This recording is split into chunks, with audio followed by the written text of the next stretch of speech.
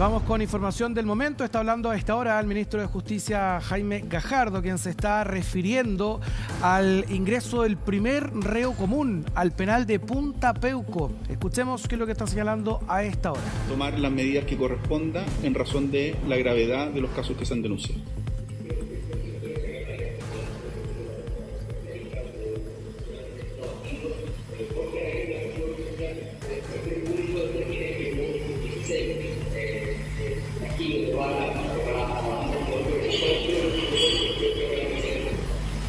Bueno, los antecedentes que tenemos hasta el momento son dos funcionarios del Poder Judicial que se habrían visto involucrados en un altercado que habría llegado a consecuencias terribles con el apuñalamiento de uno de los funcionarios. Son funcionarios del Poder Judicial. Eso es muy relevante, es decir, no son personas externas. Y en ese marco tuvo que actuar Gendarmería y Carabineros de Chile, que ambos se encontraban dentro del recinto. En general, todos los establecimientos, como las Cortes de Apelaciones, cuentan con el resguardo de Gendarmería, siempre preparados para eventualmente personas externas que pongan en riesgo la seguridad del establecimiento, pero no se prevé que los propios funcionarios puedan llegar a este tipo de situaciones. Entonces, Gendarmería y Carabineros actuaron con las consecuencias que conocemos hasta el momento, pero esto está en plena investigación. La razón, el motivo y cómo ocurrieron los hechos más en detalle se encuentran en plena investigación, y ahí lo que corresponde es esperar que esta investigación vaya decantando para ver si es necesario tomar medidas que refuercen la seguridad en las Cortes, considerando además que son dos funcionarios. Yo creo que eso es muy importante para la ciudadanía, porque yo ayer veía algunas bajadas de los medios de comunicación como que ponen en duda la seguridad de las Cortes, pero en general las Cortes no tienen problemas de seguridad, en general, y cuentan con el debido resguardo de Gendarmería de Chile. Sin embargo, pueden ocurrir lamentablemente estas situaciones entre funcionarios, los que obviamente hay que ver todos los protocolos vinculados con las relaciones laborales, que siempre son relevantes para evitar este tipo de situaciones.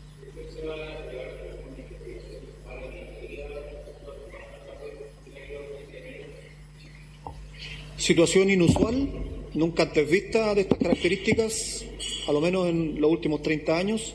Siempre se ordena un sumario administrativo, sin perjuicio de las pericias que ya se estaban desarrollando. El personal de Gendarmería recibió los agradecimientos y así fue reportado por parte del director regional de Arica, al que habla, en términos de la reacción inmediata para proteger la integridad física de la judicatura y del personal que se desempeña en el lugar.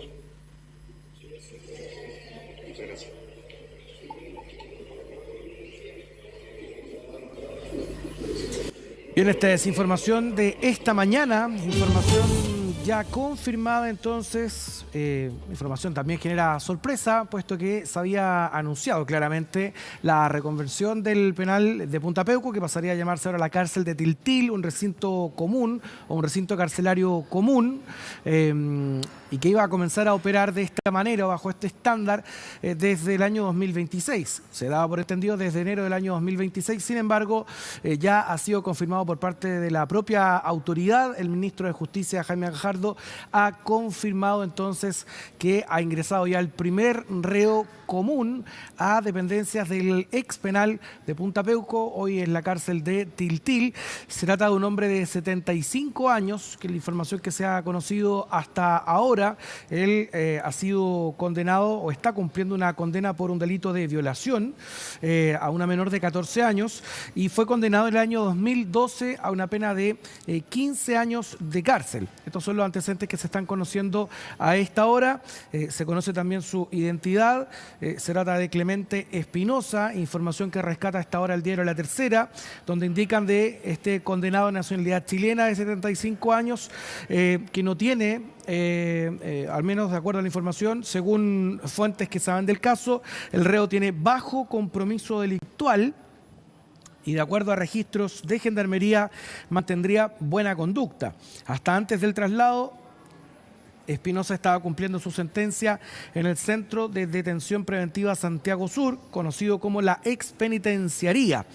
Recordemos que, producto de la decisión del Ejecutivo de reconvertir el penal de Punta Peuco en una cárcel común, en el lugar se estaban desarrollando y se siguen ejecutando una serie de obras justamente para este fin, para que pueda ser y funcionar como una cárcel común, donde lo que estaba también, o al menos quedaba la duda, es qué tipo de reos, qué criterio se iba a implementar para trasladar o qué tipo de reos iban a estar cumpliendo condenas en esta cárcel, donde hasta antes de este anuncio estaban cumpliendo solamente condenas quienes a su vez habían sido sentenciados y condenados por delitos por violación a los derechos humanos. Por lo tanto, es lo que llamaba la atención una vez que se había confirmado por parte del presidente Gabriel Boric que Punta Peuco pasaba a ser una cárcel común y que iba a recibir justamente reos de esta índole. Ya ha ocurrido entonces esta situación que vamos a estar ampliando ya más adelante y para revisar exactamente qué es lo que ha señalado el ministro de Justicia una vez que Gendarmería ya ha ingresado al primer reo común a la ex cárcel de Punta Peuco, hoy conocida ya como la cárcel de Tiltil, tras la reconversión de este recinto. Es un condenado, un hombre de 75 años, quien está cumpliendo condena por violación de menor de 14 años y con este hito comienza a dejar atrás este recinto carcelario los privilegios de su población penitenciaria. Este interno, este reo, ingresó cerca de la medianoche de este jueves, de jueves para viernes, y Gendarmería realizó este ingreso al centro penitenciario de Tiltil del primer interno condenado entonces por un delito común, y esto se produce luego de que el gobierno del presidente Boric anunciara y reconvirtiera este recinto penal que hasta la semana pasada estaba destinado exclusivamente para ex agentes del Estado condenados por delitos de lesa humanidad en dictadura. Vamos a estar esperando también reacciones, seguramente, un anuncio, más que el anuncio, el hecho ya en sí, que se ha concretado el primer ingreso de un reo común, va a generar reacciones durante el transcurso de esta mañana. Así es que nos quedamos al tanto de esta noticia que va a marcar sin duda esta jornada y ya estaremos más adelante revisando además las declaraciones del ministro de Justicia y por otro lado también lo que ha señalado Gendarmería sobre el ingreso de este reo de 75 años.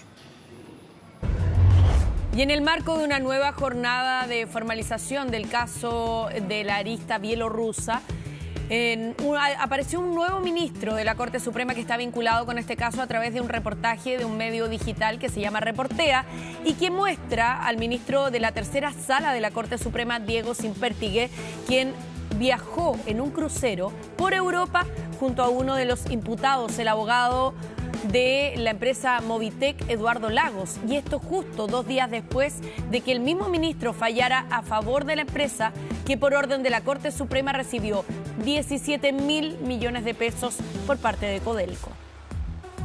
Después de las noticias de ayer va a tener que analizarse la situación del señor Sínpertigue. Ministro señor Sínpertigue, ¿juráis o prometéis cumplir en el ejercicio de vuestro cargo con lo que establece la Constitución Política y las leyes de la República? La respuesta fue afirmativa. Así, el 21 de enero de 2022, Diego Sínpertigue se convertía en ministro del máximo tribunal del país. A casi 4 años de su juramento, su nombre aparece vinculado con uno de los imputados en el marco de la trama bielorrusa. Un ministro de la Suprema salió de vacaciones con un crucero con uno de los abogados imputados. Yo supongo que mañana la Suprema va a hacer el pleno y va a tener que tomar las medidas y va a tener que suspender al ministro Sínpertigue y va a tener que abrir la investigación administrativa. Según un reportaje del medio digital Reportea, Sínpertigue realizó un crucero de 10 días por Europa en compañía de su esposa y del abogado del consorcio Velas Movitec, Eduardo Lagos. El viaje comenzó en Noruega el 16 de junio de 2024, justo 2 días después de que finalizara el litigio entre la empresa minera y Codelco que obligó a la estatal a pagar más de 17.000 millones al consorcio.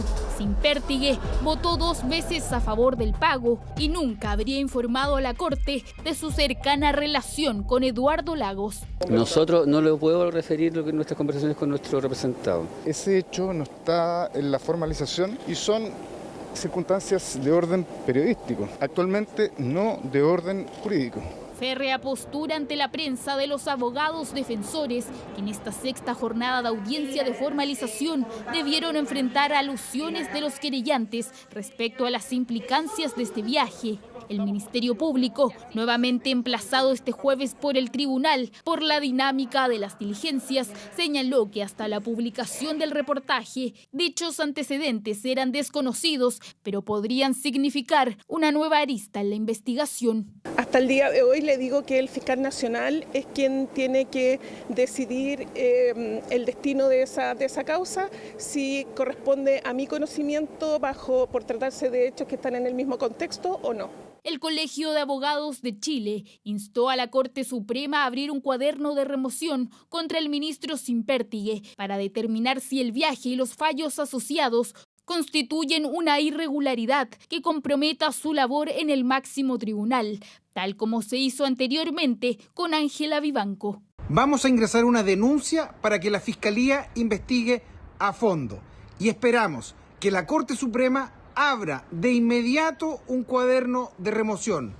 Chile merece una justicia limpia y sin redes de corrupción. Chile tiene una institucionalidad fuerte que tiene que defender, que tiene que cuidar y por lo tanto las investigaciones tienen que llegar hasta el final, caiga quien caiga. Con un pleno de la Corte Suprema programado para mañana, se espera que el tema del ministro Sínpertigue sea abordado.